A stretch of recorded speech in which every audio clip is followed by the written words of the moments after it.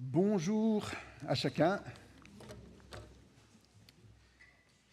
Alors encore une fois, très heureux de pouvoir ouvrir la parole ensemble. C'est un privilège, c'est une grâce. Je ne sais pas si on mesure qu'on a la possibilité, jour après jour, d'ouvrir la parole de Dieu. Nous avons la parole de Dieu entre nos mains. Guillaume a axé sa présidence un petit peu sur les difficultés, sur le fait que notre recours est en Dieu. Notre texte aujourd'hui va aussi parler de difficultés. Mais l'axe n'est pas sur les difficultés, mais sur la façon dont on les traverse. On a chanté « Tu donnes et tu reprends ». Tu donnes et tu reprends, mon cœur choisit de dire « Oh, béni soit ton nom ». Je ne sais pas si on mesure toujours ce qu'on chante, mais on a chanté ça tout à l'heure, tous ensemble. Et puis là, on va ouvrir la parole de Dieu ensemble dans la deuxième épître de Paul aux Thessaloniciens. On ouvre la parole pas pour connaître mieux Paul, pas pour connaître mieux les Thessaloniciens ou être plus érudit sur la Bible, mais plutôt pour, dans les circonstances similaires de nos vies, aussi bien à la place de Paul qu'à la place des Thessaloniciens, comment ce que ceux qui nous ont précédés ont traversé les événements et comment nous pouvons les traverser aujourd'hui. Personnellement, je suis assez fan de sport collectif, mais alors à la télé. Alors tous les sports co, j'aime tout. Le foot, le hand, le rugby. J'ai un faible pour le rugby. Ce matin, j'aimerais vous faire le discours d'un entraîneur d'une équipe sportive, alors féminine ou masculine, peu importe. En milieu de championnat, la situation est un peu tendue, mais l'entraîneur souhaite encourager ses troupes, rappeler les enjeux et puis aussi donner la marche à suivre pour atteindre les objectifs fixés. Alors pour motiver son équipe, l'entraîneur pourrait dire quelque chose comme ça. Je suis très fier de vous. J'en parle d'ailleurs très régulièrement au président du club et c'est bien normal. Vous ne cessez d'y croire et votre esprit d'équipe est toujours plus fort. Malgré les grosses défaites que nous avons subies et malgré les blessures, malgré les démissions, malgré les tensions dans l'équipe, ensemble, vous n'avez jamais cessé d'y croire.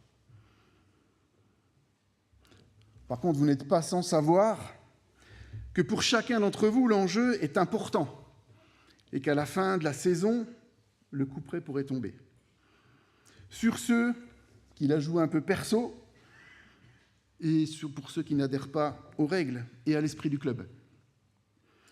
Nous serions obligés de nous séparer de ceux-ci, qui seraient alors définitivement écartés de l'équipe et privés de l'émulation du groupe. Alors voilà pourquoi ce matin, je voulais vous encourager collectivement et cultiver l'esprit du club et vous encourager à honorer la sélection dont vous avez fait l'objet. Le club sortira grandi de votre attitude collective et vous sortirez grandi d'avoir évolué dans ce club. Alors, je ne sais pas si un entraîneur peut dire ça. Moi, je trouve que oui. Je ne sais pas si vous vous rappelez, la semaine dernière, on a laissé les Thessaloniciens, notre équipe, avec des encouragements, des exhortations, rappelez-vous. Paul leur laisse en quelque sorte des instructions sur la bonne manière de vivre la vie en Église. Il les encourage à manifester leur amour fraternel et mutuel en s'avertissant quand nous nous écartons ou quand ils s'écartent de la volonté de Dieu, en se réconfortant quand ils sont abattus. Et il écrit en se supportant. Moi, j'ai mis en se soutenant, parce que des fois, supporter, ça peut avoir plusieurs sens. Donc, j'ai mis en se soutenant quand c'est difficile. Il les encourage à prier sans cesse, à examiner les Écritures, éclairées par le Saint-Esprit. En quelque sorte, Paul, à la fin de la première épître, replace les 3 piliers de la foi, la prière, la parole et la communion fraternelle. Alors visiblement, il ne s'est passé que quelques mois entre l'écriture des 2 lettres. Elles ont été écrites toutes les 2 pendant que Paul était à Corinthe. Nous verrons dans les chapitres suivants que Paul écrit à nouveau aux Thessaloniciens car visiblement, il y a des difficultés dans l'Église, en particulier dans l'enseignement, certains pensant que le retour du Christ a déjà eu lieu et justifiant ainsi des attitudes qui ne sont pas conformes à la parole de Dieu. Le premier chapitre, notre texte d'aujourd'hui, semble être une introduction qui replace l'Évangile au cœur de la vie d'Église. L'œuvre de Dieu dans les vies, l'objectif ou la destination finale et le chemin de sainteté. Alors on va prendre ensemble ce texte, et je vais vous inviter à ouvrir vos Bibles dans la 2e épître aux Thessaloniciens au chapitre 1er. Mais je vais vous faire un résumé du texte juste avant. Nos progrès collectifs dans notre foi, qui se manifestent par notre amour fraternel, malgré les difficultés, ont un impact éternel pour les individus. Alors continuons à progresser et laissons agir Dieu dans nos vies pour nous conduire à la sainteté. Alors je vous invite à ouvrir vos Bibles. 2e épître de Paul aux Thessaloniciens, le 1er chapitre. De la part de Paul, Sylvain et Timothée à l'Église des Thessaloniciens, qui est en Dieu notre Père et dans le Seigneur Jésus-Christ. Que la grâce et la paix vous soient données de la part de Dieu notre Père et du Seigneur Jésus-Christ. Frères et sœurs, nous devons constamment dire à Dieu toute notre reconnaissance à votre sujet, et cela est juste, parce que votre foi fait de grands progrès et que l'amour mutuel que vous vous portez tous augmente de plus en plus. Aussi, sommes-nous fiers de vous dans les églises de Dieu à cause de votre persévérance et de votre foi au milieu de toutes les persécutions et les difficultés que vous supportez. C'est une preuve du juste jugement de Dieu pour que vous soyez trouvés dignes du royaume de Dieu pour lequel vous souffrez aussi.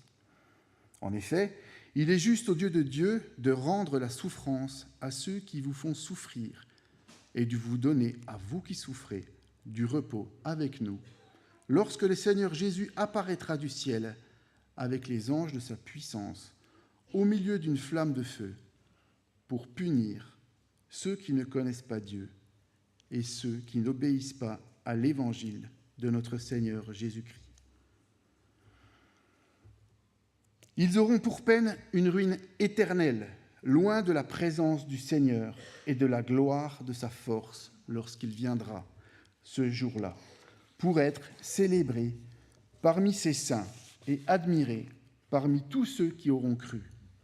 Or, vous avez cru à notre témoignage.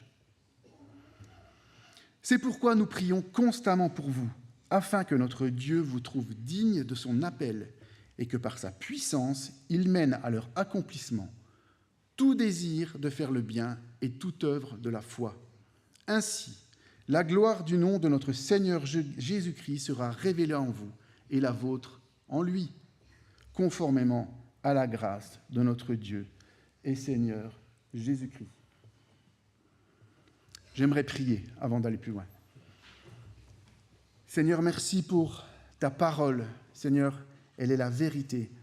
Seigneur, nous te louons de l'avoir entre les mains, Seigneur, et nous te prions ce matin que ce que nous comprenons de ta parole, que ce que tu veux nous dire, ne soit pas seulement une accumulation de connaissances, mais que nous soyons transformés, que nous puissions vivre selon ta parole, Seigneur. Prépare nos cœurs à comprendre ce que tu veux nous dire ce matin, Seigneur. Amen.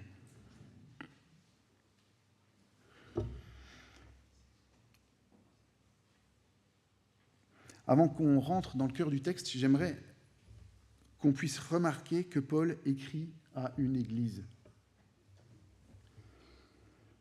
C'est pour ça tout à l'heure que je vous ai parlé d'une équipe. Les recommandations de Paul dans ce chapitre sont la plupart du temps collectives. Dieu s'acquiert un peuple d'adorateurs. Nous sommes le peuple de Dieu.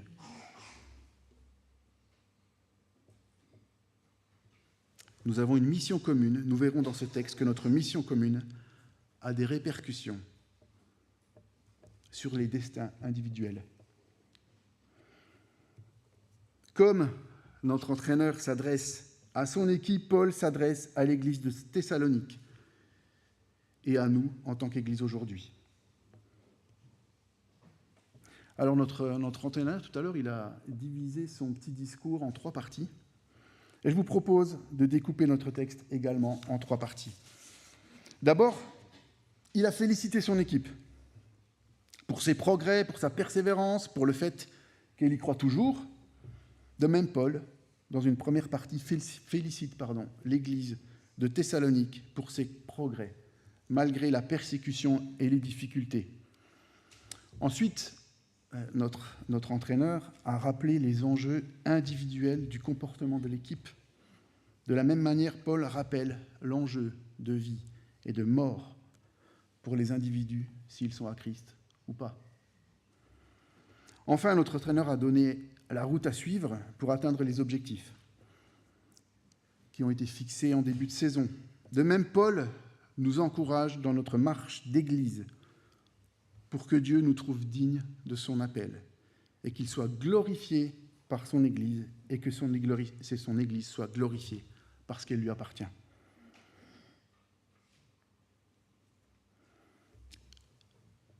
Dans quelques instants, on va démarrer avec la première partie, mais j'aimerais qu'on puisse remarquer ensemble que la préoccupation première de Paul, c'est la foi des chrétiens, leur persévérance, la destinée de ceux qui ne sont pas à Christ et le témoignage de l'Église. La première question que je me pose, c'est: sommes-nous, comme Paul, en souci de la foi de nos frères et sœurs, de nos églises sœurs? Sommes-nous, comme Paul, en souci de la destinée de ceux qui ne connaissent pas Christ? Sommes-nous, comme Paul, en souci du témoignage que peut rendre notre assemblée? Sommes-nous, comme Paul, en souci que Dieu soit glorifié au travers de notre attitude collective? Je crois que ce texte nous encourage tout d'abord à nous inquiéter de notre foi, de notre compassion et de notre attitude afin de glorifier Dieu. Soyons conscients que tout ce que nous vivons individuellement et collectivement témoigne de ce que Dieu fait dans nos vies et contribue à l'avancement du royaume de Dieu. Alors d'abord, les encouragements. Foi, amour et persévérance sont la garantie de traverser les difficultés. Et comme notre entraîneur de tout à l'heure, Paul souligne le comportement de ses lecteurs face aux événements de la vie. Les raisons de la reconnaissance de Paul et de sa fierté sont la foi, l'amour mutuel et la persévérance des Thessaloniciens. Notre encouragement personnel ou collectif que nous rendons, que nous donnons, est-il centré sur le cœur de l'Évangile, c'est-à-dire notre santé spirituelle, notre proximité à Dieu, notre communion fraternelle, ou nos encouragements sont-ils centrés sur notre bien-être, notre santé et toutes nos préoccupations terrestres? Alors, ne vous méprenez pas sur ce que je vais dire, ce que je dis. Il est juste de se préoccuper de nos difficultés toutes humaines, de les apporter à Dieu, de nous soutenir les uns les autres, de prendre soin les uns des autres. Mais il est très important d'être en souci de la santé spirituelle les uns des autres. Ainsi, quelles que soient les circonstances de nos vies, nous pouvons rester fermes dans notre foi, cultiver notre amour fraternel et persévérer dans la volonté de notre Dieu. Tu donnes et tu reprends, mon cœur choisit de dire, ô béni soit ton nom.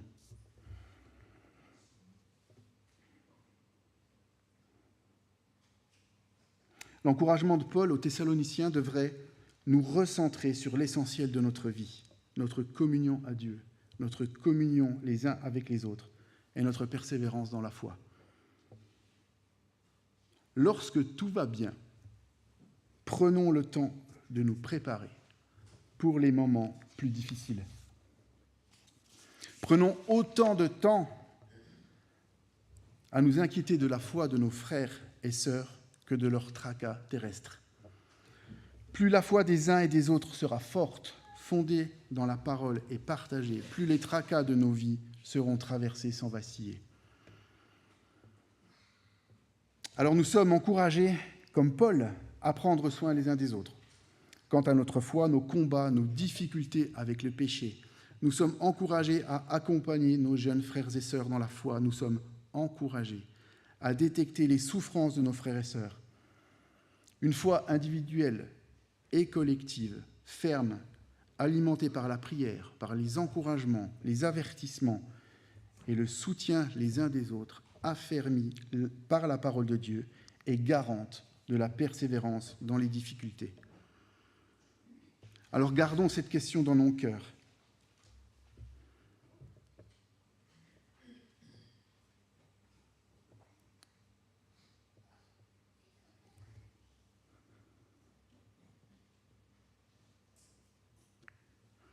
Pardon, j'ai perdu le fil. La deuxième partie le deuxième enseignement de cette première partie, la persécution et les difficultés ne sont pas signes d'une mauvaise santé spirituelle. Comme notre entraîneur, Paul, il ne pointe pas les difficultés, mais il loue la façon dont les Thessaloniciens les ont traversées.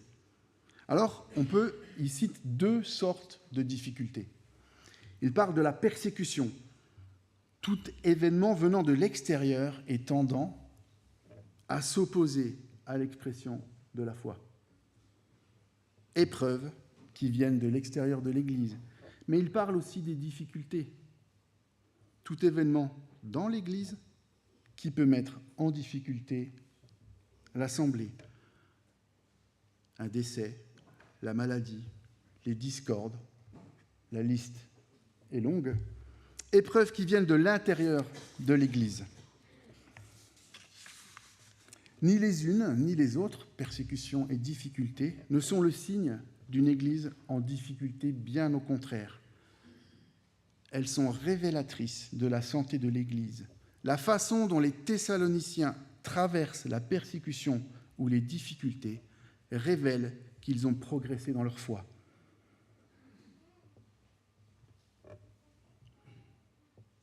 Paul, en résonance à ces exhortations de la lettre précédente, constate qu'ils ont bien avancé dans la foi. Ce n'est pas l'absence d'épreuves qui témoigne d'une foi grandissante, c'est la manière dont nous traversons ces épreuves. Paul rend grâce constamment à Dieu des progrès de ses lecteurs et bien plus, il est fier d'en parler aux autres églises. Pourquoi, pour Paul, est-ce tellement important ? Comme notre entraîneur, ce qui intéresse Paul, ce n'est pas l'absence de difficultés, mais bien la façon dont les difficultés sont traversées. Elles témoignent de la maturité de l'Église et sont un témoignage pour les autres églises. Alors, mes amis, et je suis conscient que c'est facile à dire, n'ayons pas peur des persécutions ou des difficultés.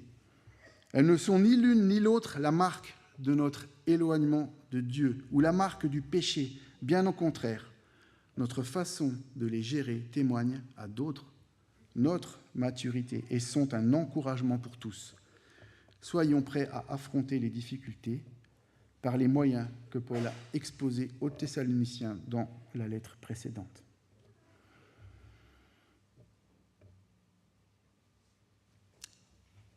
Le jugement arrive et les souffrances laisseront place au repos. Les souffrances cesseront. Alors, comme notre entraîneur, Paul replace au centre de son texte les enjeux et la destination finale. Alors, même si souffrance, persécution, difficultés ne sont pas preuve de notre faiblesse, pour autant, elles sont difficiles à supporter, injustes et semblent interminables. Paul nous rappelle qu'elles prendront fin.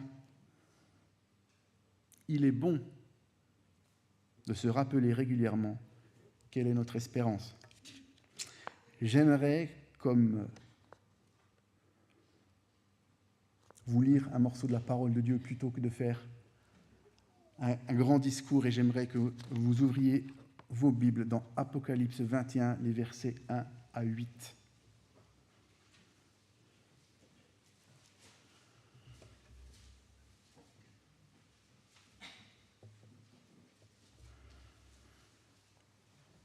Puis, je vis un nouveau ciel et une nouvelle terre, car le premier ciel et la première terre avaient disparu et la mer n'existait plus. Je vis descendre du ciel d'auprès de Dieu la ville sainte, la nouvelle Jérusalem, préparée comme une mariée qui s'est faite belle pour son époux. J'entendis une voix forte venant du ciel qui disait « Voici le tabernacle de Dieu parmi les hommes. Il habitera avec eux, ils seront son peuple, et Dieu lui-même sera avec eux. Il sera leur Dieu. Il essuiera toute larme de leurs yeux. La mort ne sera plus, et il n'y aura plus ni deuil, ni cri, ni douleur, car ce qui existait avant a disparu. Celui qui était assis sur le trône dit « Voici que je fais toutes choses nouvelles. » Il ajouta « Écris cela, car ces paroles sont dignes de confiance et vraies. » Puis il me dit « Je suis l'alpha et l'oméga, le commencement et la fin. À celui qui a soif, je donnerai à boire gratuitement de la source de l'eau de la vie. Le vainqueur recevra cet héritage. Je serai son Dieu, et il sera mon fils. Quant aux lâches, aux incrédules, aux pécheurs, aux abominables, aux meurtriers, à ceux qui vivent dans l'immoralité sexuelle, aux sorciers, aux idolâtres et à tous les menteurs, leur part sera dans l'étang ardent de feu et de soufre. C'est la seconde mort. » C'est ce qui pousse Paul à dire dans son épître aux Romains « J'estime que les souffrances du moment présent ne sont pas dignes d'être comparées à la gloire qui va être révélée pour nous. » C'est dans Romains 8, les versets 17 et 18. Nous sommes héritiers de Dieu et co-héritiers de Christ. Nous sommes enfants de Dieu. Nous passerons l'éternité en sa présence, libérés de la mort, des souffrances et de tout ce qui nous est insupportable ici-bas. Alors la comparaison avec notre entraîneur s'arrête ici. Elle trouve ses limites. Dieu nous promet une paix éternelle à ses côtés. L'entraîneur propose au mieux une nouvelle saison. Vivons notre foi, notre vie communautaire au regard de notre espérance. Ceci nous encouragera et nous permettra de vivre notre passage éphémère terrestre de façon bien différente. Les souffrances vont cesser, mais le jugement arrive. Le deuxième élément de l'enjeu, c'est le jugement. Alors de même que notre entraîneur laisse planer la menace d'une radiation, Paul rappelle à ses lecteurs que ceux qui ne connaissent pas Dieu et ceux qui n'obéissent pas à l'Évangile seront punis au jour du jugement, punis d'une ruine éternelle, comme déjà annoncé dans le psaume 1. Heureux l'homme qui ne suit pas le conseil des méchants, qui ne s'arrête pas sur la voie des pécheurs et ne s'assied pas en compagnie des moqueurs, mais qui trouve son plaisir dans la loi de l'Éternel. Et la médite jour et nuit. Il ressemble à un arbre planté près d'un cours d'eau. Il donne son fruit en sa saison et son feuillage ne flétrit pas. Tout ce qu'il fait lui réussit. Les méchants, au contraire, ressemblent à la paille que le vent disperse. Voilà pourquoi les méchants ne résistent pas lors du jugement, ni les pécheurs dans l'assemblée des justes. En effet, l'Éternel connaît la voie des justes, mais la voie des méchants mène à la ruine.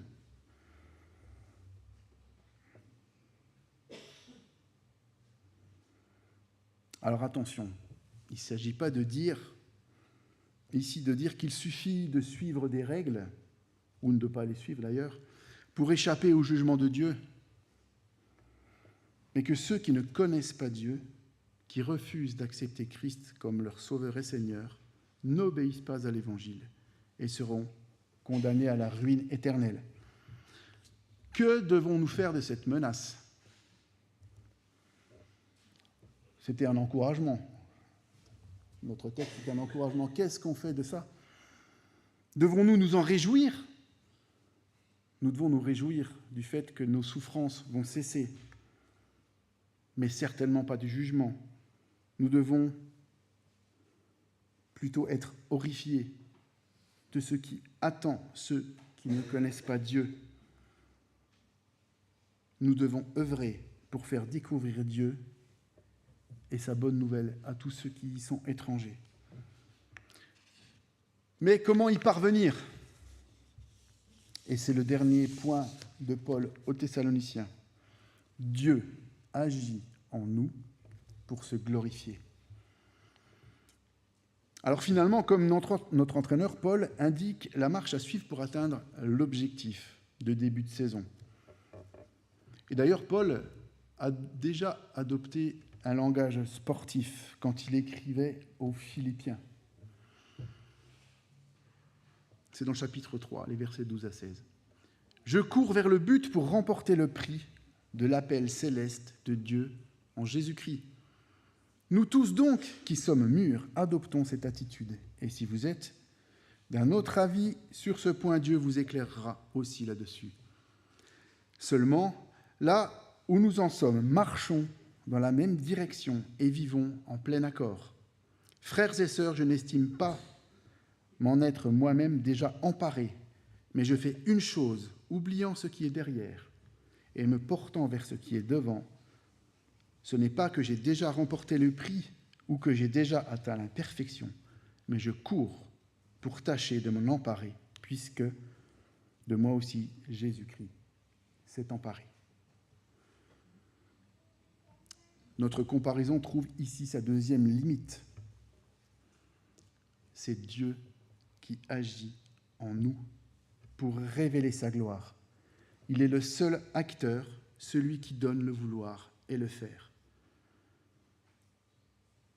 Finalement, prions pour que Dieu œuvre en nous, individuellement et collectivement, afin que notre vie communautaire puisse témoigner à nos églises sœurs de ce que Dieu fait, et témoignons au monde, par notre amour fraternel, la façon dont l'Évangile change les vies,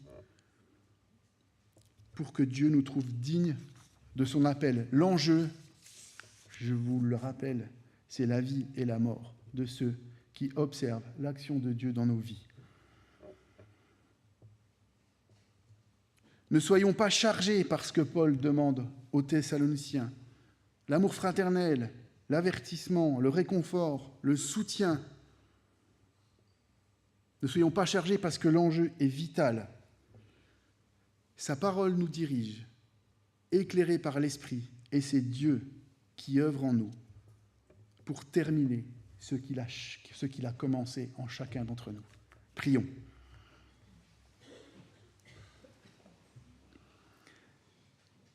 Seigneur, tu es grand, tu es puissant, tu es le créateur de toutes choses. Seigneur, tu t'es révélé à chacun d'entre nous. Et Seigneur, tu demandes à ton Église de te glorifier. Seigneur, nous voulons te prier que, individuellement et collectivement,